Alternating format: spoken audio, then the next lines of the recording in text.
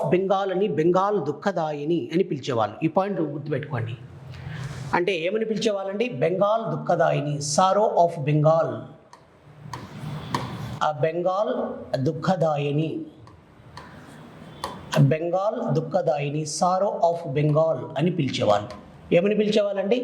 Bengal దుఃఖదాయిని, sorrow of Bengal అని పిలిచేవాళ్ళు. Okay, ఈ point గుర్తుపెట్టుకోవాలి.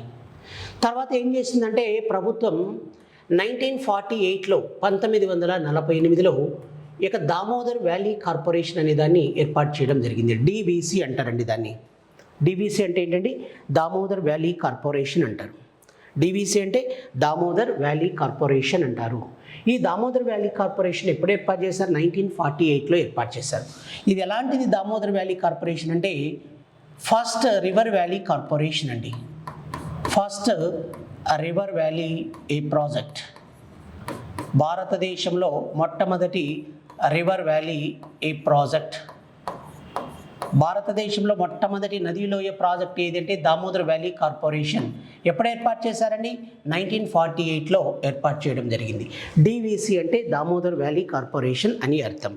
ఓకే, ఇది ఏర్పాటు చేసిన తర్వాత ఈ యొక్క విద్యుత్ శక్తి అనేది తయారవుతుంది, అంటే ఐడల్ పవర్ తయారవుతుంది. తర్వాత వచ్చేసి ఫ్లడ్ కంట్రోలింగ్ అంటే వరద నియంత్రణ జరుగుతుంది, సాగునీరు లభిస్తుంది, త్రాగునీరు లభిస్తుంది. మరి ఇన్ని మల్టిపుల్ యూజెస్ ఉన్నాయి. అలాంటప్పుడు దీన్ని ప్రస్తుతం ఏమంటున్నారు అంటే God gift of Bengal, God gift of Bengal. Okay, ఈ పాయింట్ మీరు ఖచ్చితంగా గుర్తుపెట్టుకోవాలి. గాడ్ గిఫ్ట్ ఆఫ్ బెంగాల్ అని పిలుస్తున్నారు. అంటే బెంగాల్ సుఖదాయిని అని పిలవడం జరుగుతుంది. ఏమంటున్నారండి? బెంగాల్ సుఖదాయిని అని పిలుస్తున్నారు. ఓకేనా? ఈ పాయింట్ మీరు